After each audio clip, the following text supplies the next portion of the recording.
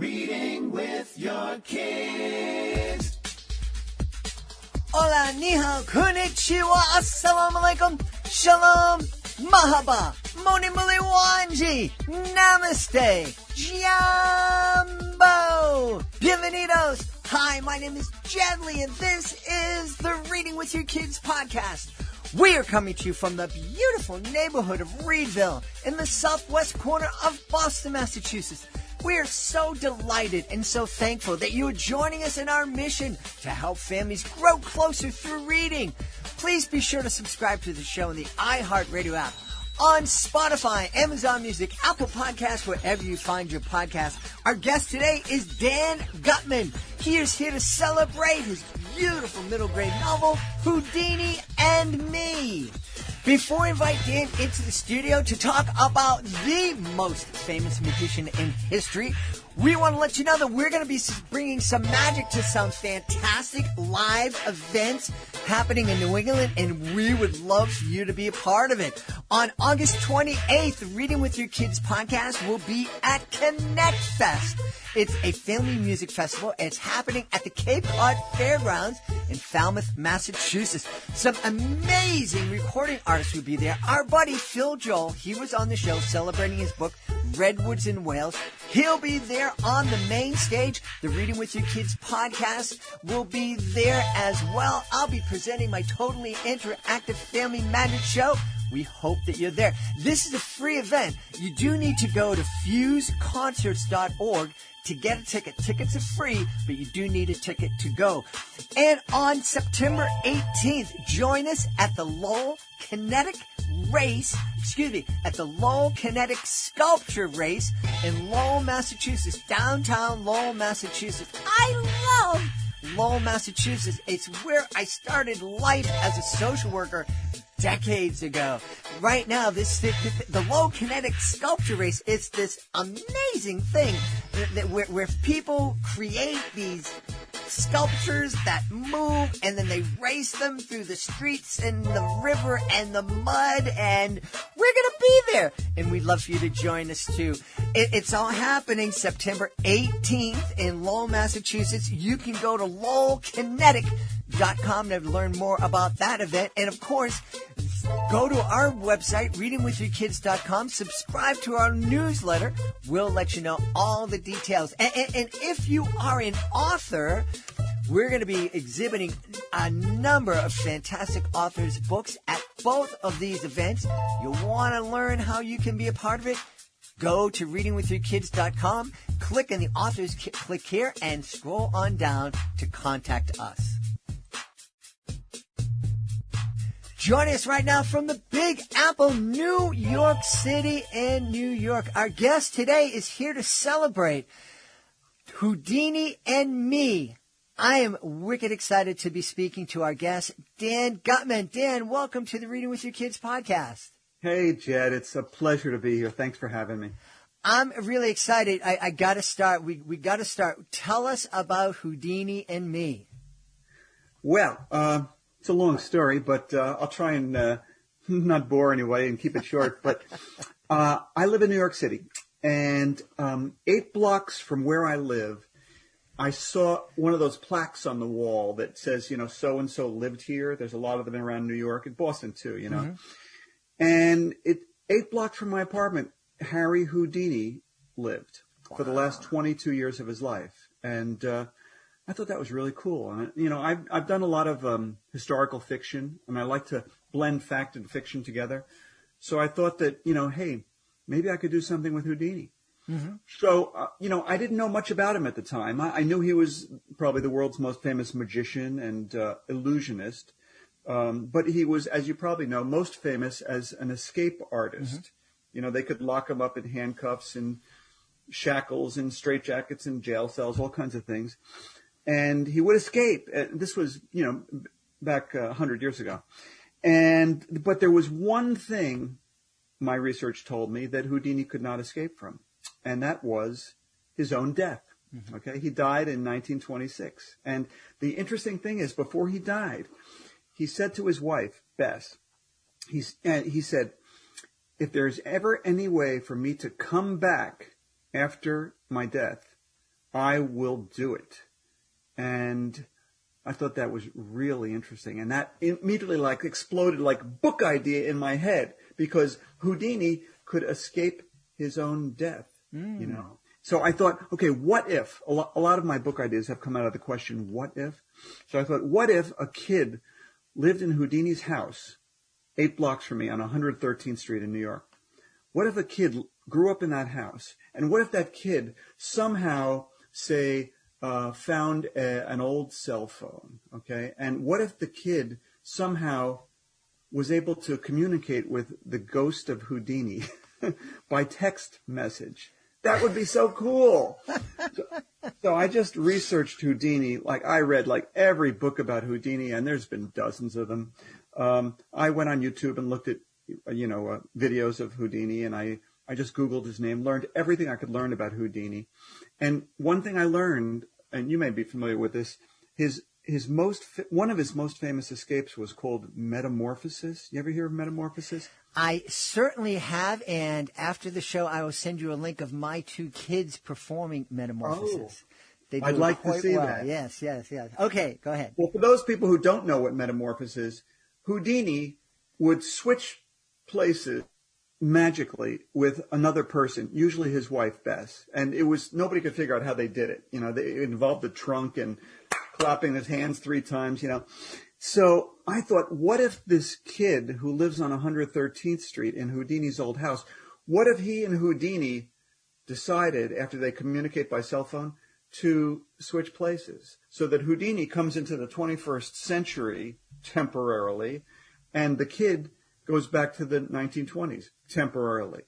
So they do that. They make that swap, okay, and the kid finds himself hanging upside down while in the straitjacket, having to get out of a straitjacket, while Houdini comes to Times Square in New York, and he discovers, wow, a hot dog doesn't cost 5 cents anymore. This is amazing. And the thing is that, Houdini, he was a bit of an egomaniac and a bully, actually. Mm-hmm. And in fact, if anybody is the bad guy in my story, it's Houdini. So he decides he wants to, I shouldn't be telling you all this, but we won't tell anybody. I don't want to give away everything, but he decides that he wants to make the metamorphosis permanent. So he decides he's going to escape from his own death by coming to the 21st century and swapping places with this kid. Well, the kid doesn't think that's such a hot idea, and he has to do something about it, which I won't tell you what it is, but I will tell you and the audience that the ending is going to blow your minds. All okay. right. That's this it. is cool. I love how this started with a what if. Yes. A lot of my books start with what if. Like, what if a kid were to run for president of the United States? Well, that led to my book, The Kid Who Ran for President. What if a kid were to invent a machine that did your homework automatically? Well, that led to my book, The Homework Machine. What if a kid got the chance to take one foul shot, and if he sinks the shot, he wins $1 million? Well, that led to my book, The $1 Million Shot. So I very often kind of think of these what if scenarios, and it's a great sort of one sentence book idea, Yeah. And what a great way to approach writing. That whole idea of what if, and part of you is going to say, well, that's ridiculous. Of course it can't happen, but you just have to push through that and say, I know, but what if it could happen? What kind of story? And kids don't care that it couldn't happen in the real world. Every time, like I'll tell kids, some publisher rejected my story because they didn't think it was like plausible, and the kids will say, it's fiction. Who cares? It doesn't matter. That's the way kids think. Well, that's the way we're supposed to think. Yeah, we should think that way. We got to suspend our disbelief, Yeah. Can I tell you one more thing about Houdini? Absolutely, yeah. I just wanted to say that, so I saw this plaque on the wall outside Houdini's house, and it's a brownstone, which means that it's just a one-family big apartment building. And so I took a picture of the plaque, and like 5 seconds after I took the picture of the plaque on the wall, the door opens up, and some guy comes out, the owner of the brownstone, and he was really angry. and he said, "Look, this is private property. Will you please get out of here and leave me alone and don't come back?" And he was really angry, and I was so freaked out. I didn't have the wherewithal to say, "Look, I'm researching a book, blah blah blah blah," So I just ran away. So anyway, I wrote the book, and I wasn't going to ever go back there. But my wife said to me, she says, when the book comes out, why don't you give the guy a copy? And so I when the book came out, that was a couple months ago, I wrote a long letter of apology, saying, "I'm sorry I trespassed on your property. It was really inconsiderate of me. I should have knocked or asked you or something like that. But I was working on a book. I wanted to give you a copy. Here it is." And I snuck up on the steps and I left it there and ran away. And literally a half an hour later, the guy calls me up. I had put my business card in the book. He calls me up on the phone and he says, "Oh, I'm so excited about the book. I'm so happy you gave it to me. It looks great. And I'd love to have you and your wife take a tour of the house sometime." Oh, cool. So we did. Oh, We did. neat. And it was so cool because a lot of the original woodworking and fixtures and stuff from when Houdini lived there are still there, and they're really trying to preserve it. And he and his wife couldn't have been nicer to me. And it was so now I have got a new best friend. That's wonderful. Boy, I recently for my birthday, my wife splurged and arranged for me to go out and visit and study with one of my heroes in magic out in Las Vegas, and he has a very unique home with secret doors and walls that move, and so that was wonderful.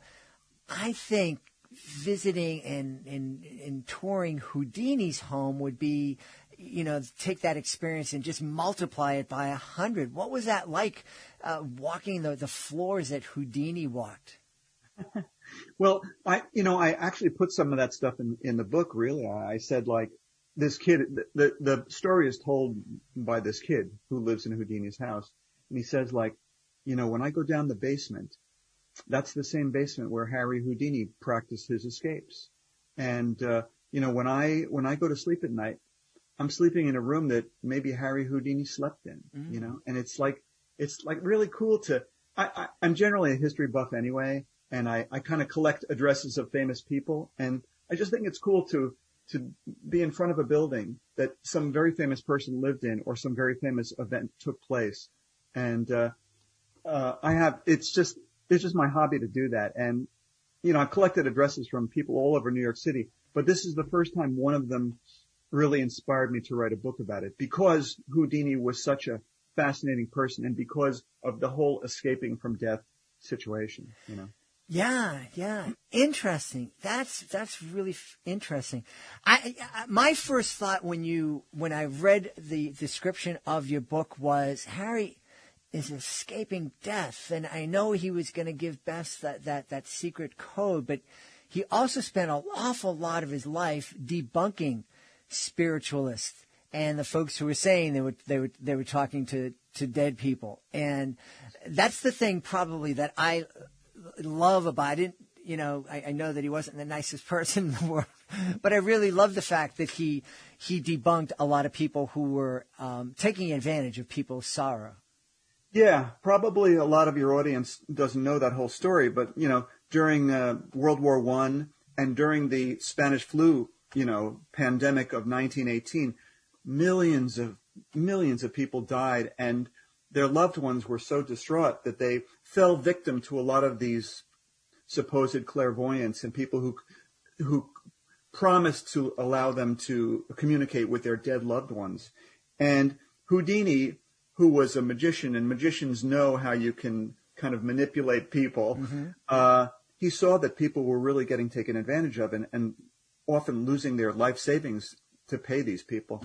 And he kind of made it his life's goal to debunk those fake spiritualists. But I think, in the back of his mind, he always thought, gee, what if there is some kind of other world there where, we live after we die? And he just said, if there's a way to communicate, I'll be the one to do it. I'll figure it out. Who but Harry Houdini would be able to do it? And of course, he died on Halloween night in 1926, and every Halloween, people hold seances all over the world trying to communicate with the spirit of Houdini. And so far, nobody has really been successful. Yeah, well, yeah. I could also see him just kind of sitting up there in the netherworld, kind of going, nah, not this year. Not Keep it going. I don't want to end this. Maybe next time. What a neat, we have authors on the show who make their living writing kids' books and books for teens and books for young adults. You seem to have such a passion for it. Lots of our authors have passion for it, but your passion is kind of, huge, and I love it. When I'm listening to you talk about your inspiration and starting books with that, what if? Did you always dream of being a children's author? No, not at all. In fact, I think a lot of it comes from the fact that when I was a kid, I didn't like to read. Unlike most children's book authors who get into it because they love to read so much, I wasn't a reader. I thought reading was boring and hard to do. And my mother was worried about me. She used to buy me comic books, Mad magazines, hoping it would get me interested in reading. And it didn't really work. And it wasn't until I was in about fourth or fifth grade or so that I became a big sports fan. And suddenly I wanted to know everything about sports. So I had to read about it. And I started reading books about my favorite athletes. And that's what got me interested in reading. And so I think that because I was a reluctant reader myself as a kid, I think I really relate well to kids who are reluctant readers. And I kind of know what bores them and I know what turns them on. And how you open up a book, sometimes the author goes on for page after page describing what the weather looks like or what the room looks like or what somebody's face looks like. It's just, people like me who didn't like to read were bored by that stuff. Cut to the chase, get to the action. So that's what I try to do in my books. And I didn't get into this to save the world or anything, Jed. I just got into this because I had a knack for it. However, not a day goes by that I don't get an email from a parent or a teacher or a librarian telling me my son, my daughter, my student hated to read. They wouldn't pick up a book. And then they picked up one of your books and now they're hiding under the covers with a flashlight reading way past their bedtime. And it just makes me feel so good to, write some silly words on a page that can have such a positive impact on somebody's life.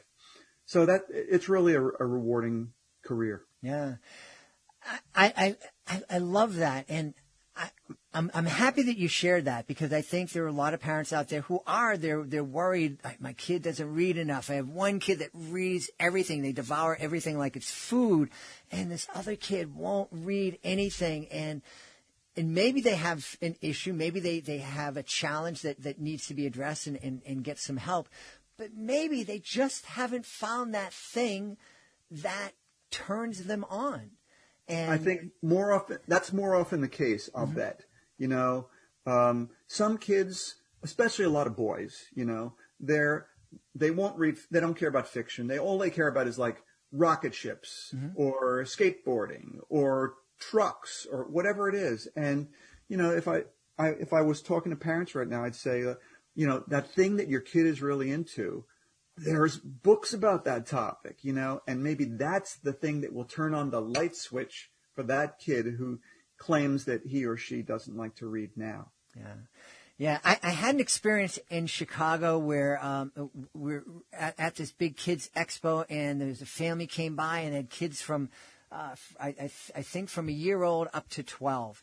And the younger kids were really fascinated with all the books that I had. And I turned to the 12-year-old and I said, hey, what kind of books do you like to read? And she said, I hate to read. I never read. That's boring. I just don't want to read it. And I said, oh, and I just happened to have this really funny picture book that about a Krankatankosaurus, a dinosaur that spoke Yiddish.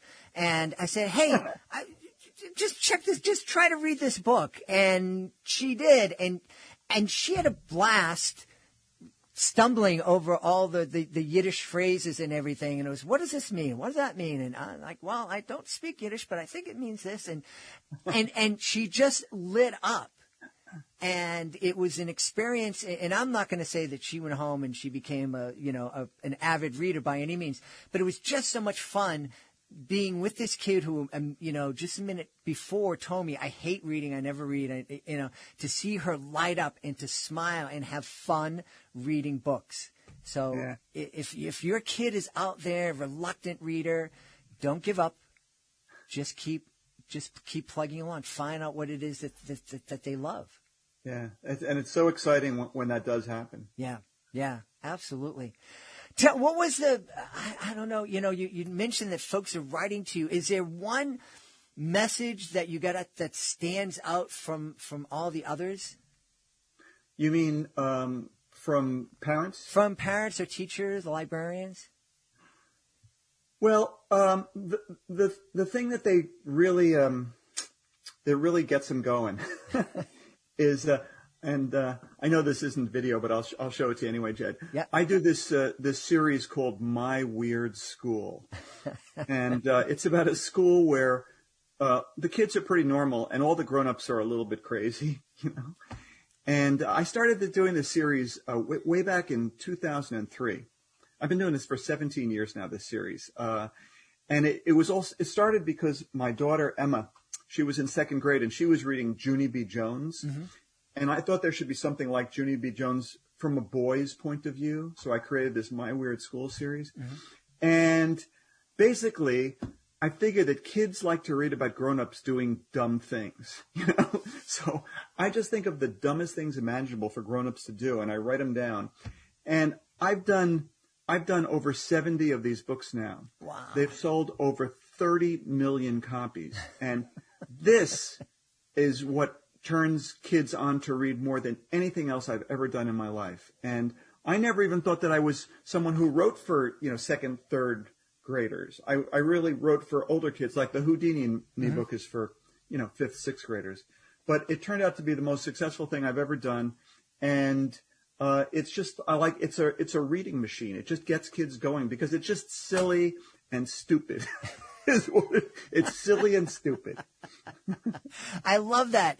And they like that. Yes, they do. They absolutely do. I mean, we just had an author on the other day who wanted to get kids interested in science and climate change, and she wrote a book about counting cow farts.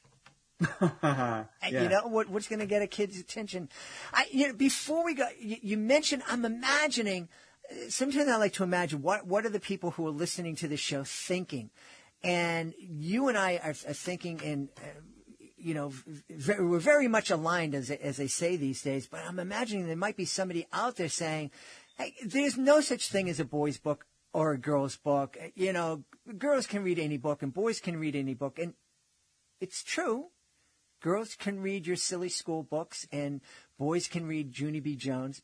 But do you find that there are certain books that boys gravitate to?"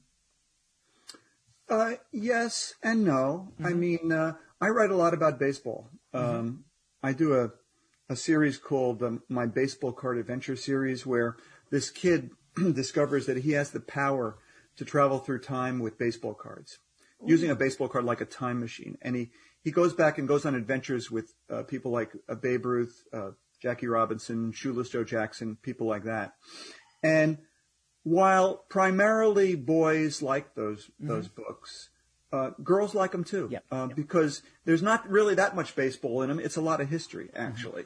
So I would say that, my sports books in general probably appeal more towards boys than girls. But I think with My Weird School, I would say it's probably even. And I've heard, I don't know if it's true or not, that when there's a main character who's a girl, girls will read it, but boys will not read it. Mm-hmm. Especially if the girl's on the cover. Mm-hmm. Whereas if the main character is a boy, everybody reads it. So I don't know if that's a stereotype or if it's really true. Mm-hmm. But I don't really aim my books for anybody in particular. I aim for everybody. Mm-hmm. kids who love to read and kids who hate to read. I write picture books for little kids. I write history. I write funny books. I write serious books. I would get bored if I did the same thing all the time.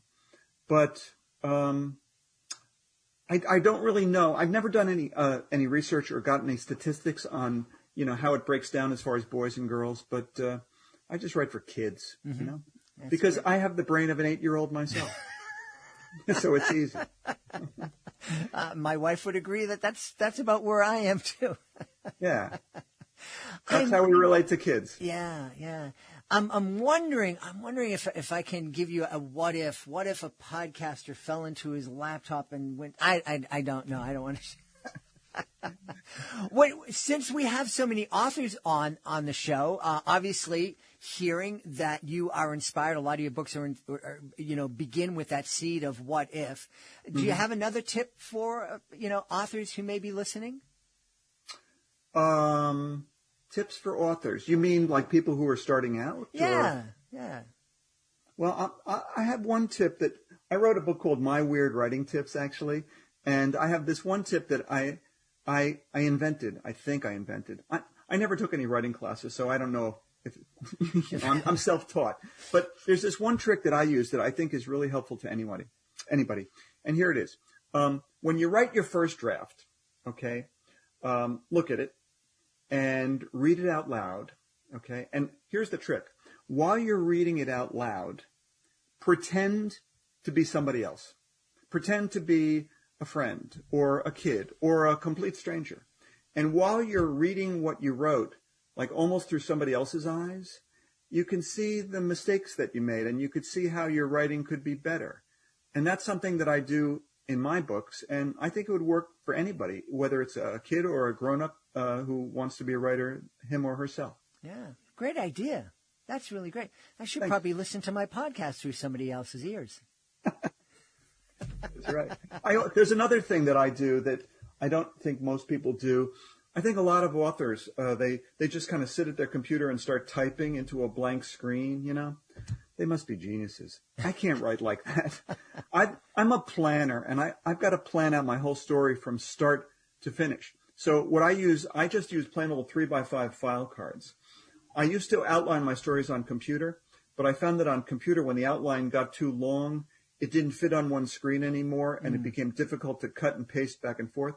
So I just started jotting my notes down on file cards, and I'll just have like a stack of them, like 100, sometimes 200 cards.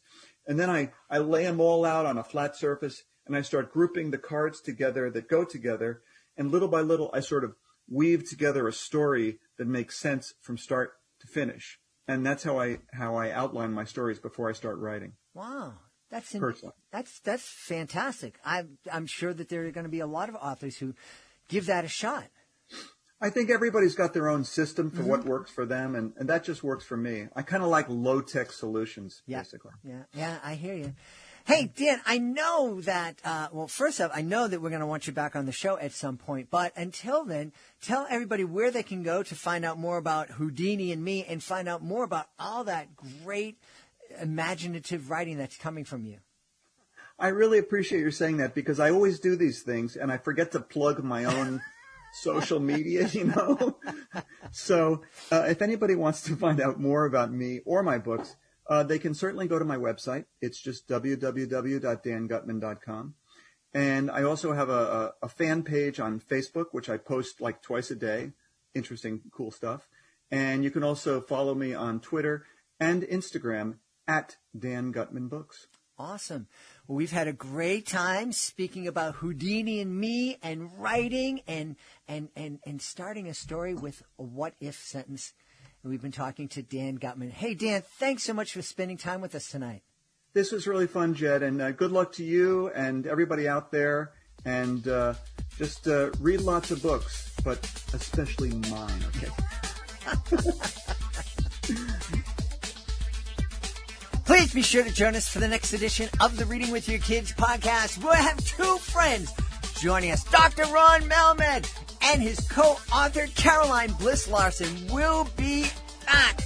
We always love when Dr. Ron and Caroline are with us. You're going to love this appearance as well. That's the next episode of the Reading with Your Kids podcast. Want to thank the folks who made today's show so wonderful. Of course, I want to start by thanking our guest, Dan Gutman. Remember, great things happen when we ask ourselves, what if? Also want to thank my team, Alejandra Doherty, Fatima Khan, Justina Thompson, Helen Frazier. I want to thank my beautiful wife for all the support she gives me. I want to thank you.